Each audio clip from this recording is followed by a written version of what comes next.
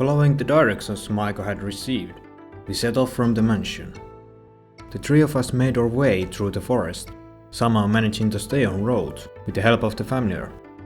It didn't take us long before we arrived at the place where Maiko had fallen into the river. They say that a cautious fox is worth two, so we made it past the river without further ado. So, according to these familiars, the shrine is supposed to be up ahead? My gaze had fallen upon a series of steps that went up the hill from the dirt path, a gate standing at the top. Oh no. What could she want from us? She never summons us. She always bumps into us by chance. Why? Why has she called for us, I wonder? You're so silly. I'm sure it's nothing to be worried about. Maybe she has found a way to stop my headaches. Now, that would be truly wonderful, but it is no use guessing. With a stride of confidence in my steps, I swiftly climbed the stairs, the girls so quickly following in my wake. One was mimicking my own bold steps, while the other followed with small, slow paces. Come on, Onye-sama. Why don't we make a game of it? To take your mind off of it. We could play Hop Along Dandy.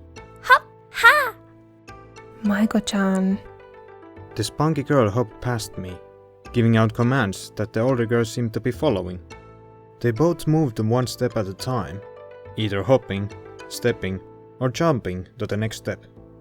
When one fumbled, the other took another step, and the command then switched to the other girl. The panic that had almost set in had seemingly vanished as Machiko continued the silly game with her sister. The two soon reached the top of the steps, and a voice I could have sworn I had heard somewhere before resounded in the air. How adorable! Maiko-chan hasn't changed a bit in all those years. Still hopping around on my doorstep like a bunny. Eep! At the sound of the voice, Machiko let out a cry of surprise, her body trembling slightly, as its owner revealed herself. The one responsible for Machiko's reaction seemed to be a familiar figure that hopped off of the gate with ease and landed gracefully before us, her tail sweeping back and forth through the air.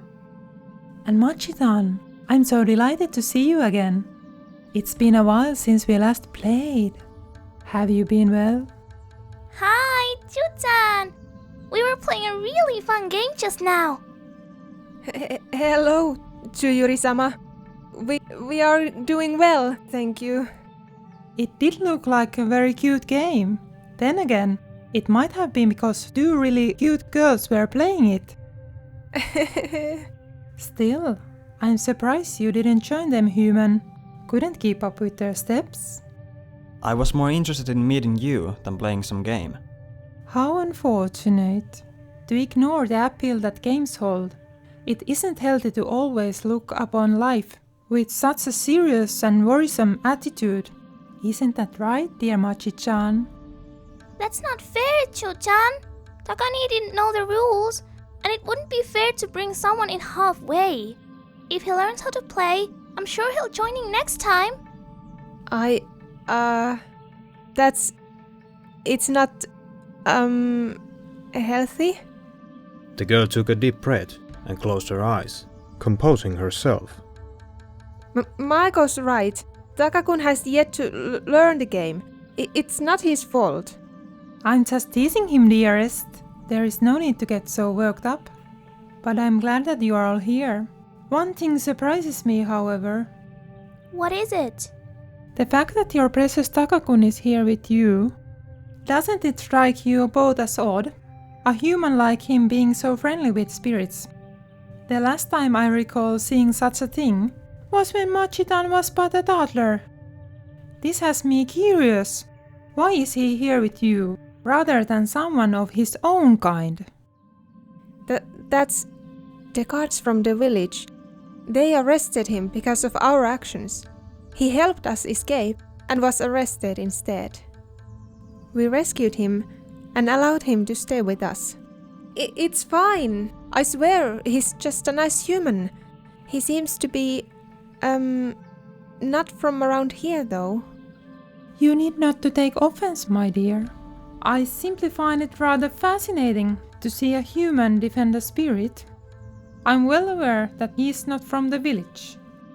I take little interest in the close-minded humans of this realm. So, your assumptions are correct. The boy is not a being of this world.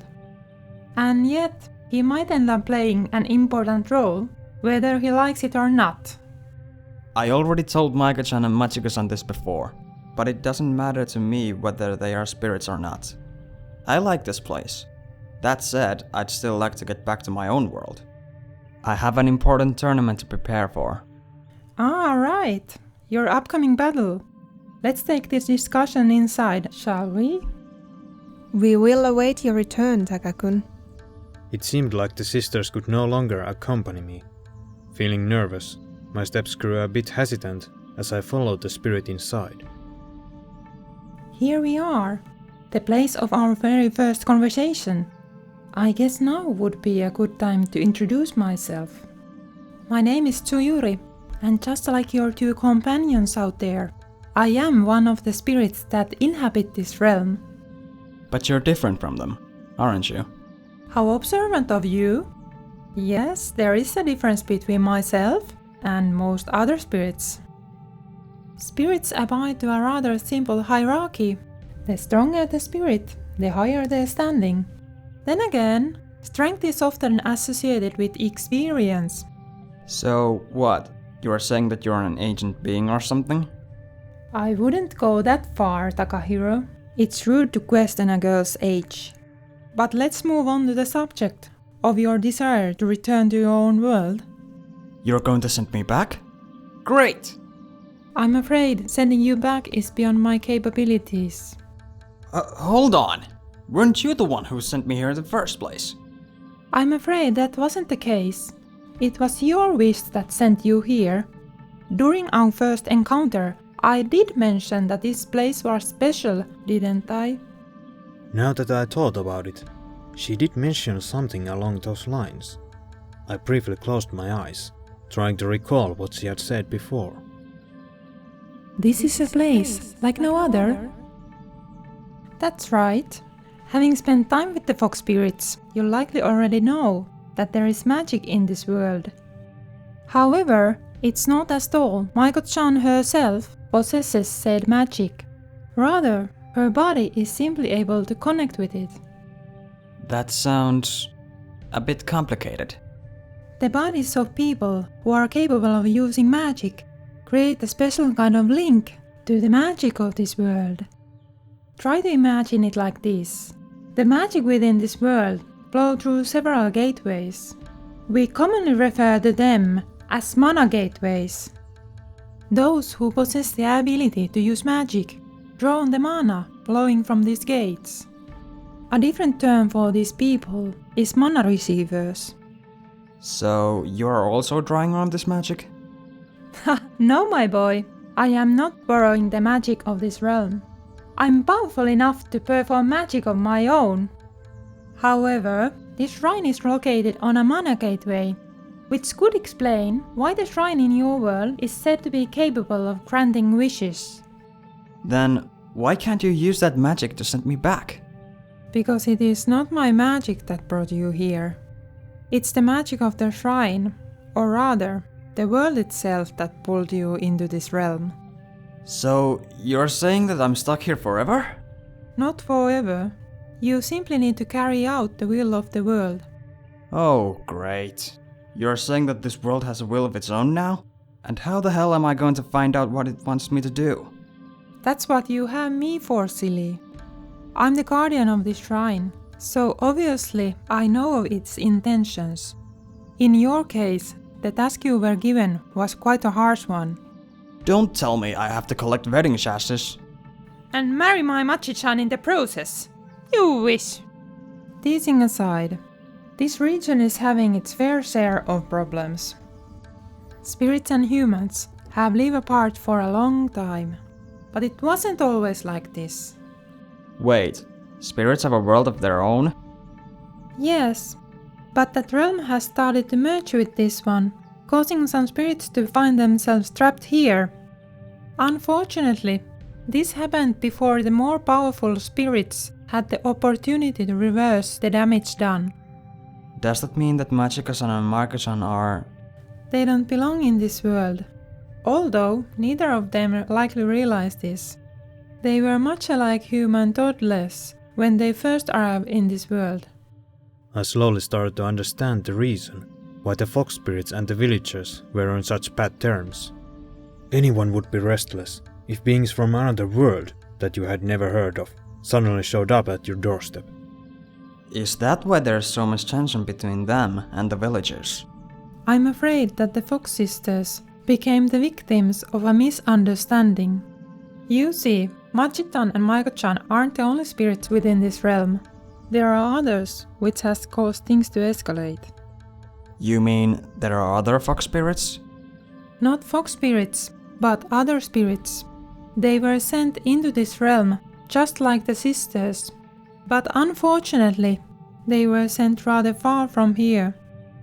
While Machi-chan and Maiko-chan were close enough for me to take care for them, the others weren't so lucky. What do you mean? Did something happen to them? Along with Maiko-chan and Machi-chan, four other spirits were sent here when the worlds briefly merged. Unlike the Fox sisters, those 4 didn't have anyone to watch over them, and as a result, they grew rather spoiled and wild. So, what you're saying is... Spirits going wild? It sounded like a recipe for trouble. Yes, they grew oblivious of the way human society worked, and their behavior made humans mistake them for monsters. Even now, those girls and their games are mistaken as acts of violence, and as a result, tension arose between the spirits and humans. So, Machiko-san and Maiko-chan are discriminated against because of those spirits?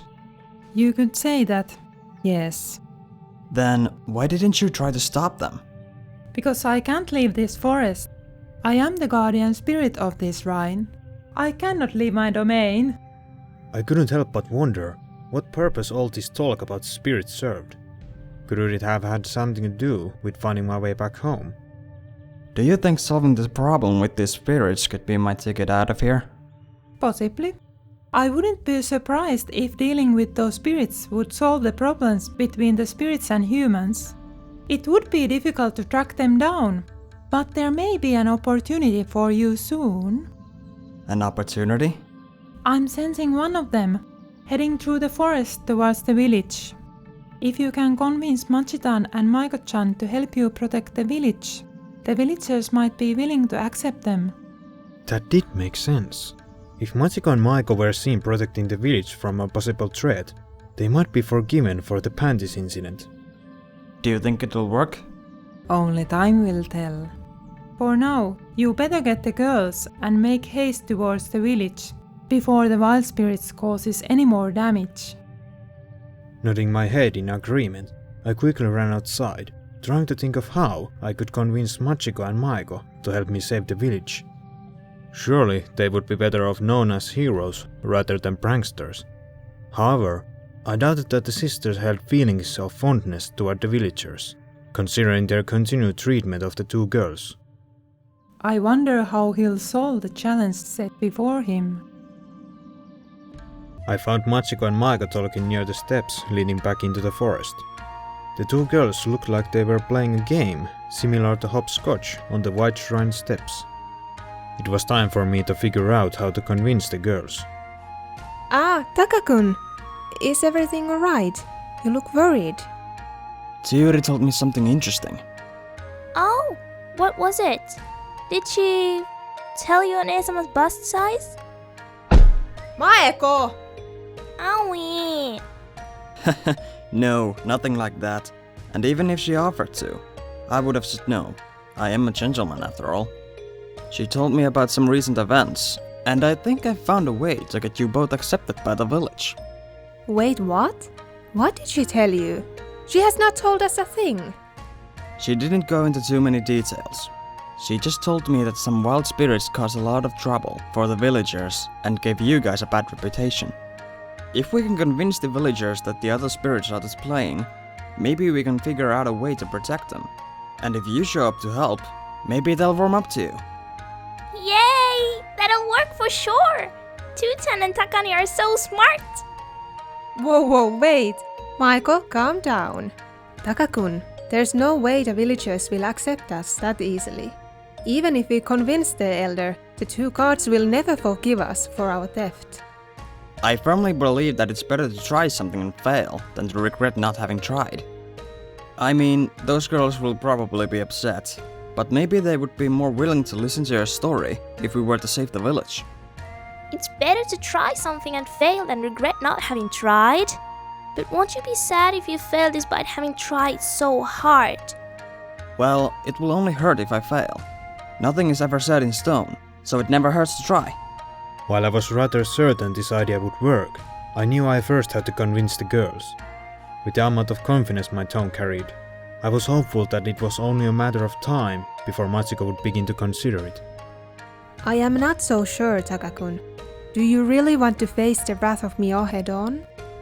If it's for the sake of my friends, sure. And if we're lucky, she'll finally show the dark side of her. I'm up for it. I want to play with the people in the village. I want to be able to eat the delicious smelling foods and learn all about them. What about you, Machiko-san? Don't you want to be able to walk around without the constant fear of being chased down by angry villagers? This could be the only chance we have. I suppose with both of you being so enthusiastic, I do not have much of a choice in the matter. It would be nice to be able to buy sake from the human world. Spirit sake is rather bland. That's the spirit! We should hurry to the village then. Very well, Takakun.